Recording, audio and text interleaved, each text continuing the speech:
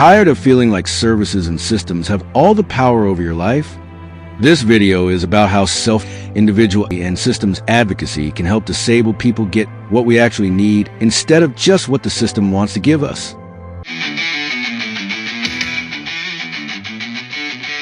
Part 1. What is self-advocacy?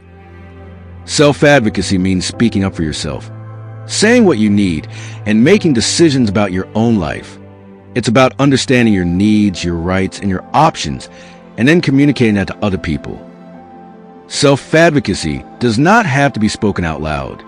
It can be your voice, text-to-speech, sign language, communication boards, writing, or any other way you communicate.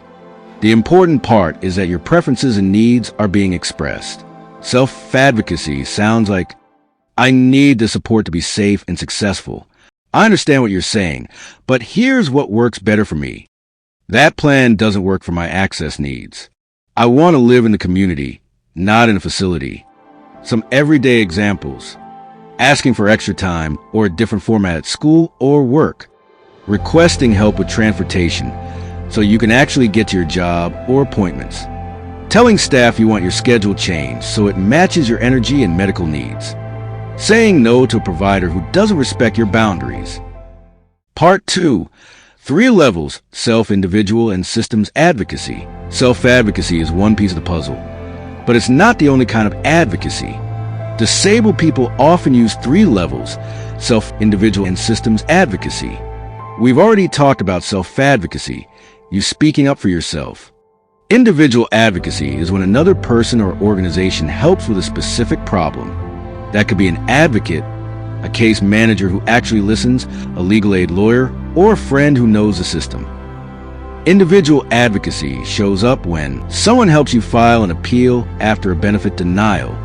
A disability organization supports you in a meeting with a school, landlord, or service agency.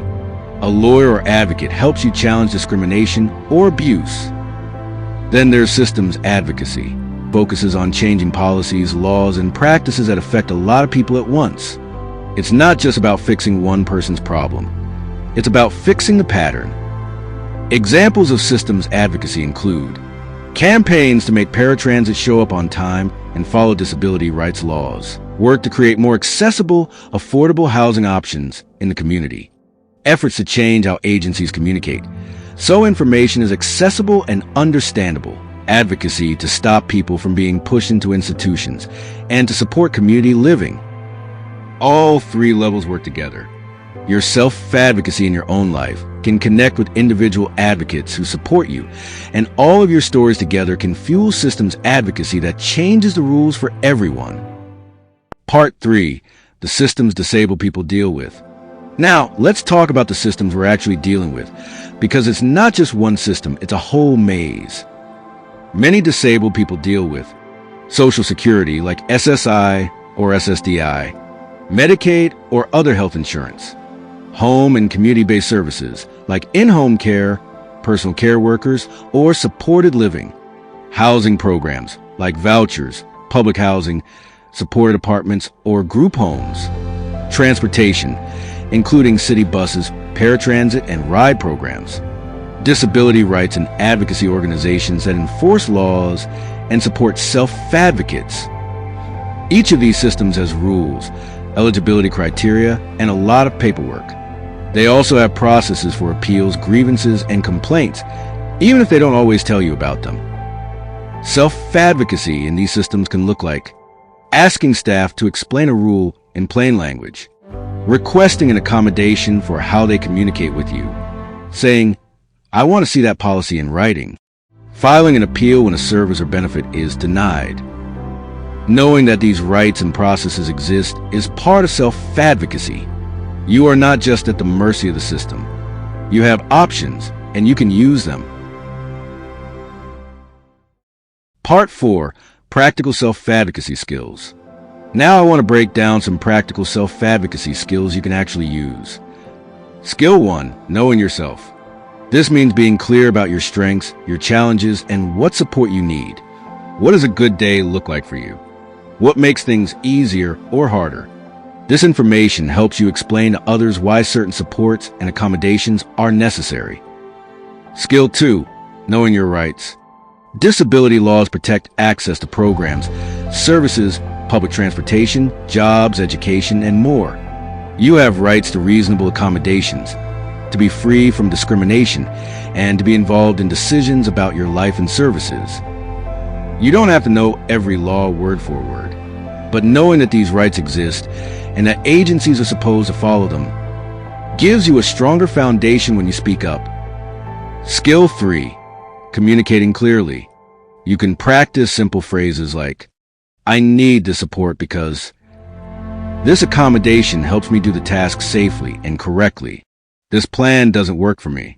Here's what would help instead." You can also ask questions that push the system to be more transparent, like, "Can you explain why you're making this decision? Can you show me the policy or rule you're using? What is the process if I want to appeal or file a complaint?" Skill 4, documenting everything.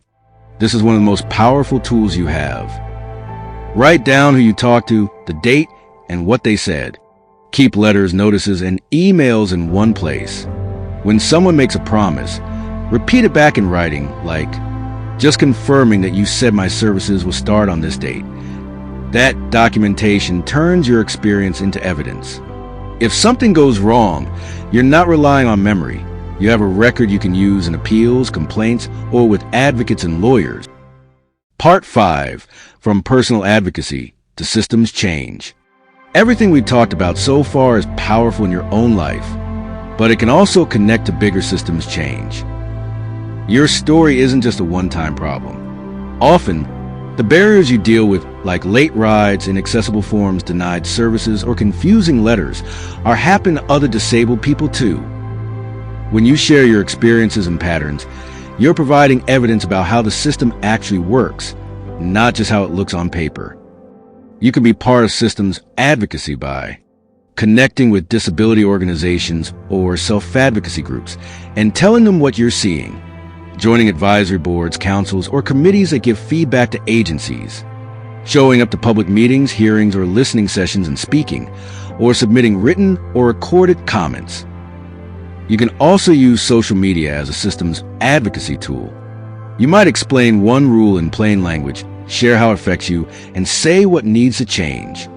That helps other disabled people feel less alone and gives allies and policymakers real stories to pay attention to. Self-advocacy doesn't mean you have to do everything alone. It means your voice, your communication, and your choices are central, even when you have supporters, staff, or advocates working with you. If you're just starting, pick one small situation this week. Ask for a small accommodation. Ask someone to explain a policy clearly, or start writing down who you talk to and what they say. Over time, those small steps build your confidence and your skills. And when you connect your self-advocacy with individual advocates and systems advocates, you're not just surviving the system, you're helping to change it. If this sparked ideas for your self-advocacy journey, like SSI wins or guardianship steps, hit like and share it with someone who needs it.